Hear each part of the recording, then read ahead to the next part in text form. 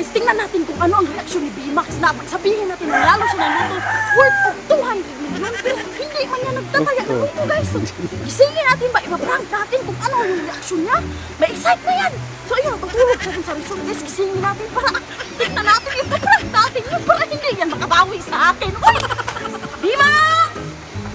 B-Max TV! Uy, B-Max!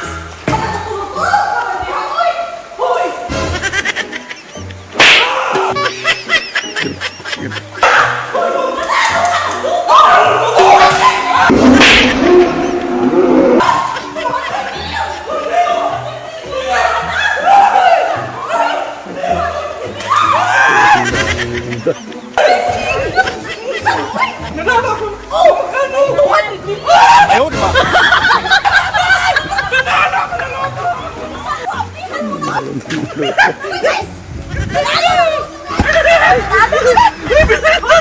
Bigyan mo ako ng negosyo, ha? Oh, negosyo! 200 million na!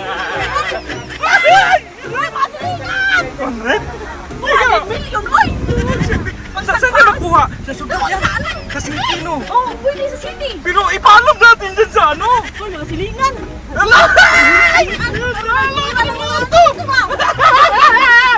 Ano tayo, Day? Magbili tayo ng bagoong ng isang latron ba? Bagoong lang. Sa Pinas, oy! Ayaw! Isang latron? Namas namin man ang sardinas. Ah! Nagano ako ng luto! Ay! Madaling! Panalo ako ng luto! Magbigay tayo ng... Bigyan natin ito lahat ng bigas!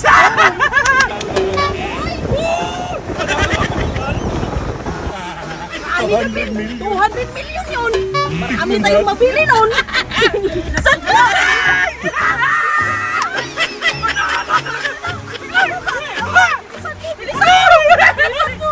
So yun guys, buwa talaga yun.